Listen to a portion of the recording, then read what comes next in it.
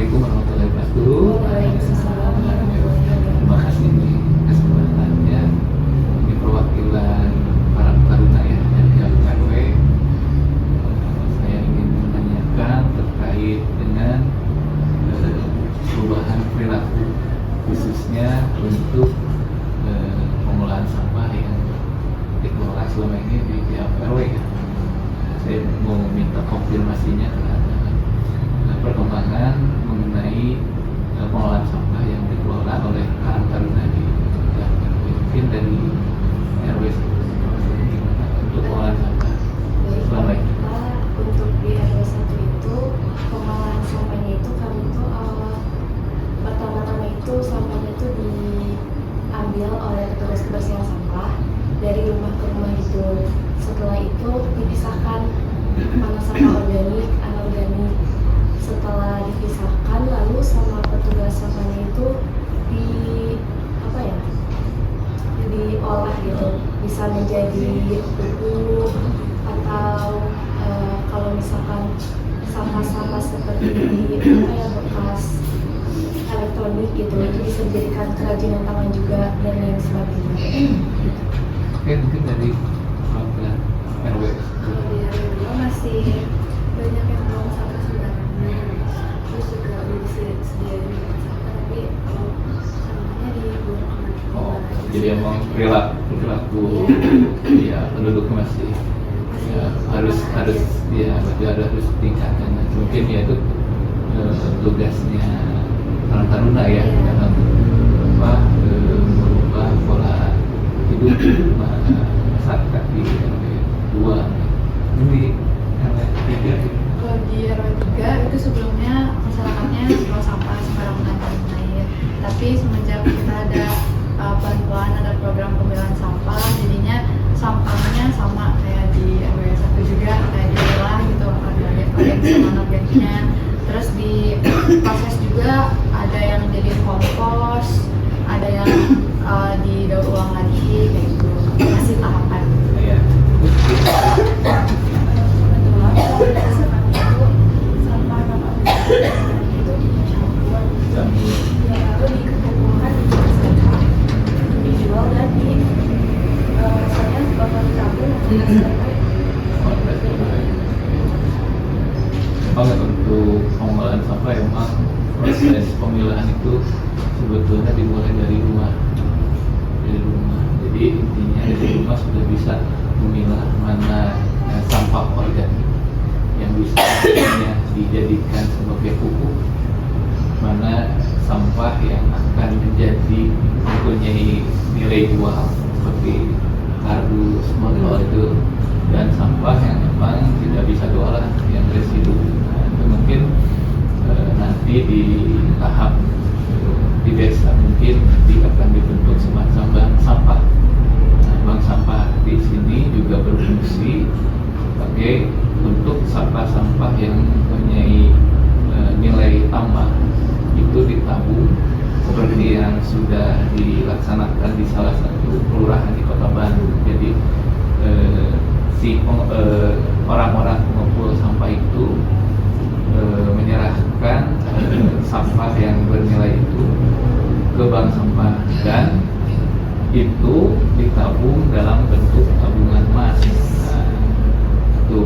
Terus keduanya juga dari hasil pengumpulan sampah tersebut itu juga sebagai untuk pembayaran KBP. Jadi intinya meringankan beban gitu yang selama ini mungkin masyarakat belum bisa terbuka terhadap informasi mungkin dengan sosialisasi ini kita minta bantuan para taruna ini menginformasikan kepada warga masyarakat mulai dari rumah tangga, mulai dari proses memilah dan memilih mana yang mempunyai nilai jual dan mana yang tidak bisa diurai supaya sampah plastik itu tidak begitu bisa diurai. Mungkin terima kasih informasinya dari DAT. Semoga dalam pengolahan sampah di lingkungan khususnya untuk di desa itu bisa selesai di desa. Jadi tidak harus ke TPA atau ke TPS, tapi bisa selesai di RT. Terima kasih atas kesempatannya. Assalamualaikum warahmatullahi wabarakatuh. Waalaikumsalam. Terima kasih Pak, sudah ngopi Pak. Pak ini terkait. Ya, gimana Pak Iwa? Ini Pak terkait dengan hasil evaluasi tentang pengolahan sampah dan koordinasi dengan beberapa kabupaten. Kebetulan di Kabupaten Cirebon sudah mengambil langkah dengan berkoordinasi dengan Dinas Lingkungan Hidup terkait dengan pengolahan sampah yang di desa. Dari hasil komunikasi dengan DPMD Kabupaten Cirebon, bahwa Dinas LH Kabupaten Cirebon akan memfasilitasi pemerintah desa dalam pembentukan peraturan desa tentang pengolahan sampah. Nah, terkait juga dengan termasuk dengan draft-draftnya disediakan oleh Dinas Lingkungan Hidup karena berkaitan dengan nantinya dengan dana desa terkait dengan siltap. Jadi intinya kalau desanya tidak menyusun peraturan desa tersebut, maka siltapnya akan ditahan sambil nanti turunnya terbitnya peraturan desa baru itu bisa disalurkan. Gitu Pak. Mungkin dari Bapak ada masukan untuk bisa disampaikan ke DPMD Kabupaten Cirebon Pak. Ya, kita kan untuk proses pencairan bantuan keuangan berdasarkan pada keputusan gubernur, proses terhadap Juknis bantuan keuangan ini kan salah satunya adalah persyaratan untuk desa peduli terhadap lingkungan, khususnya dalam pengelolaan sampahan. Alhamdulillah ya, kalau misalkan Cirebon saat ini sudah melangkah bekerja sama dengan Dinas LH, ya tentu kita apresiasi, kita dukung untuk melaksanakannya. Karena memang secara regulasi kan desa berada di bawah bimbingan kabupatennya ya, gitu. Dan alhamdulillah kalau misalnya Cirebon saat ini sudah melangkah seperti itu, langkah kita bisa lebih mudah. Dan semoga menjadi percontohan bagi kabupaten lain. Betul Pak. Itu. Dan emang ada salah satu statement dari Pak Gubernur Pak, di mana kalau emang desanya tidak bersih, maka bantuan keuangannya akan ditahan Pak. Nah, mungkin jadi salah satu parameter Pak. Salah satu untuk penyaluran bantuan keuangan. Ya, bersyukur kita punya Pak Gubernur yang peduli terhadap sampai ke level desa. Bahkan beliau sampai memikirkan bagaimana penyelesaian sampah di Jawa Barat kan gitu. Dan kita berharap sampah di Jawa Barat itu bisa selesai di level desa. Betul, Pak. Jadi tidak harus ke TPA gitu. Di desanya sudah zero sampah gitu, sudah betul-betul dikelola dengan baik dan bahkan bisa bernilai ekonomis. Betul. Nah, di dalam Perdes itu harus bisa memuat itu. Betul. Emang di dalam Perdes itu mungkin akan membentuk bank sampah Pak, di antaranya, dan mengatur tentang pemilahan yang TPS 3R ya. Dari rumah tangga. Jadi betul. Rumah tangga sudah mulai dipilah mana yang organik, anorganik, dan residu. Nah, untuk residu mungkin nanti Dinas LH akan mengarahkan atau mengangkut ke TPA. Gitu. Oke, dan kita juga sudah berkomunikasi ya dengan Dinas LH Provinsi. Sudah Pak, kebetulan memang Dinas LH juga mendapat tanggung jawab dari arahan Pak Gubernur tentang anugerah binokasi. Oh ya, yang mahkota binokasi ya. Di antaranya juga itu tentang pengelolaan sampah dan kebersihan. Gitu, Pak.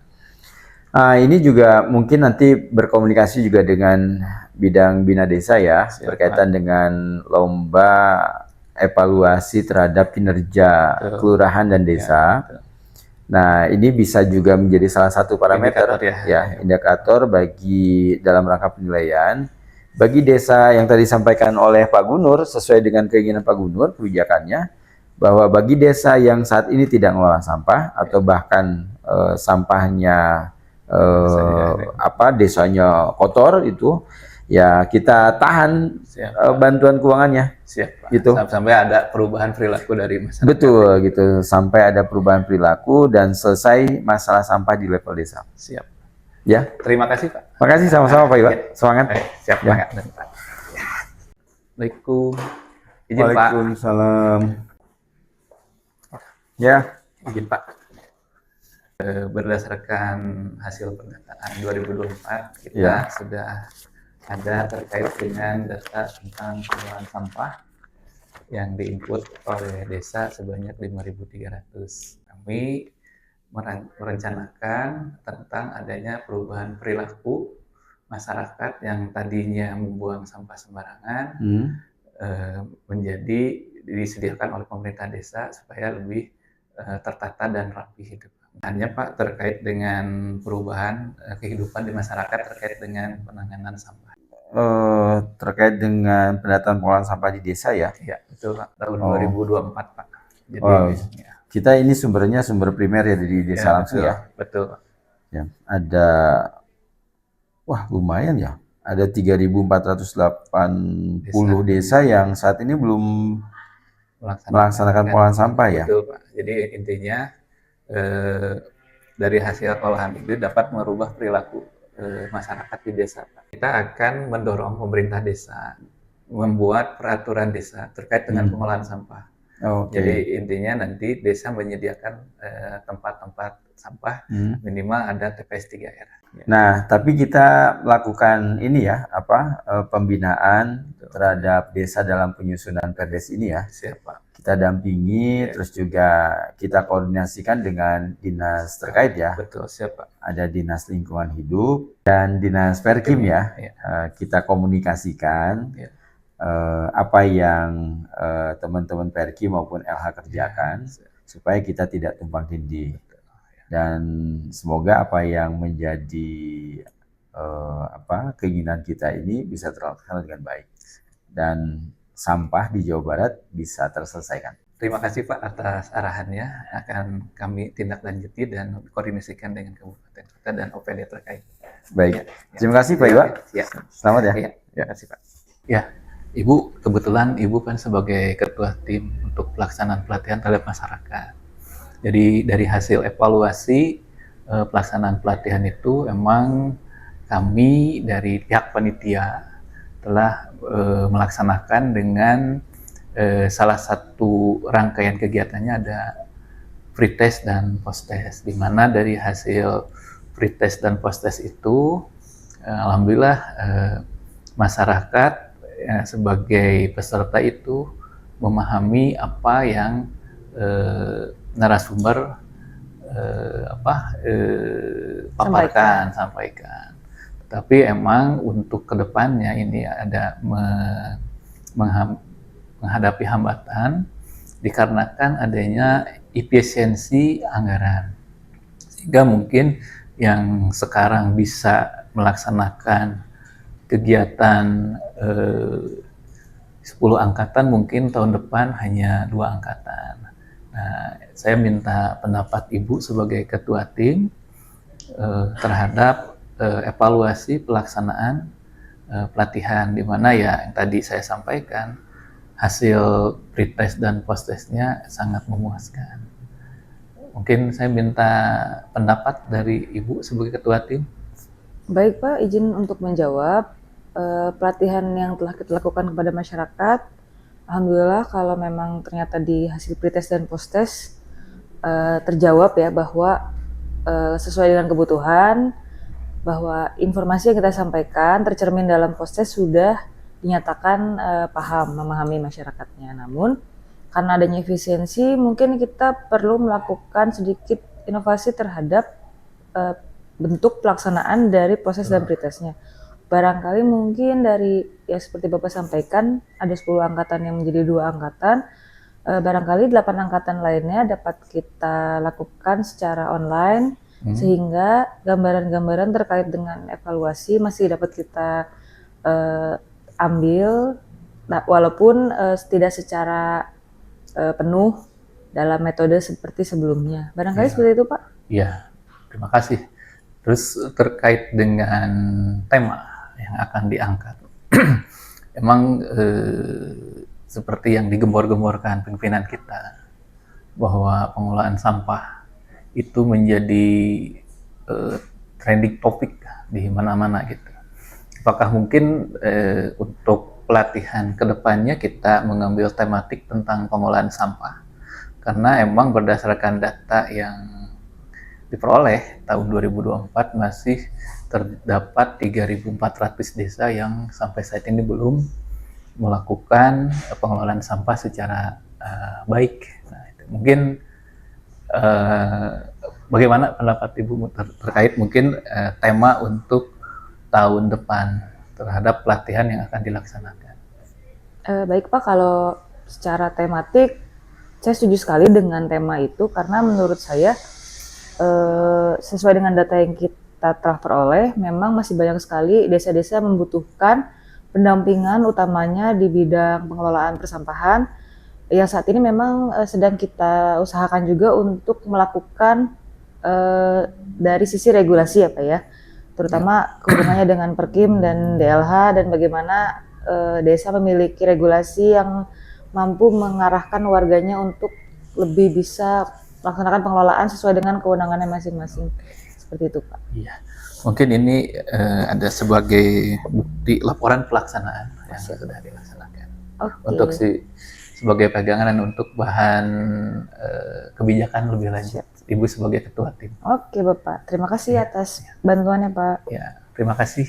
Ibu izin saya melaporkan terkait dengan peluang dan tantangan pelembagaan terhadap nilai pengawasan yang dilakukan masyarakat.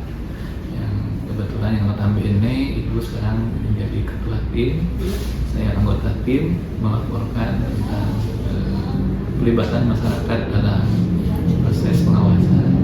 Di mana dalam proses pengawasan ini berdasarkan Permendagri 73 tahun 2020 tentang pengawasan pengelolaan keuangan, di mana di situ ada beberapa unsur dalam proses pengawasan keuangan desa.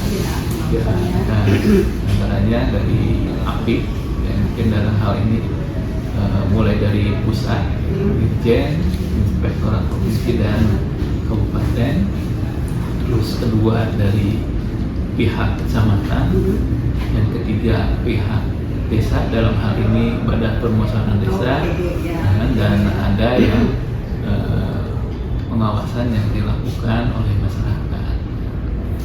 Nah ini Pak Iwa gimana nih untuk pengawasan kepada yang dilakukan oleh masyarakat itu apa sih yang harus kita tekankan nih supaya masyarakat juga ikut peduli gitu nih, tugas kita ya berarti Betul. ya. Ya, mungkin di sini tugas masyarakat intinya bekerja sama, berkolaborasi, mengawasi pelaksanaan pembangunan yang dilaksanakan oleh pemerintah desa, sehingga sehingga masyarakat dapat melihat mulai dari proses perencanaan, pelaksanaan, dan nanti di akhirnya pencatatan dan di akhirnya dipertanggungjawabkan, sehingga nanti pembangunan itu dapat bermanfaat di masyarakat. Itu yang mungkin ya kita mungkin yang harus bisa menggerakkan masyarakat, tetapi juga masyarakat juga andil dalam proses pembangunan. Berarti nih kita harus melakukan edukasi ya, tidak Betul. hanya kepada pemerintah desa, tapi juga ke masyarakat ya. Jadi masyarakat yang diwakili oleh BPD dalam hal ini, mereka juga harus tahu nih, jangan hanya ketika ada terjadi penyimpangan dan sebagainya mereka hanya diam-diam aja gitu. Betul. Ya, menerima aja bahwa ini mah udah kebijakan pemerintah desa, padahal mereka kan ikut prosesnya dari perencanaannya, pelaksanaan sampai pelaporannya. Jadi dalam seluruh unsur itu masyarakat itu harus ikut evaluasi Ya, gitu betul. ya, mengawasi ya.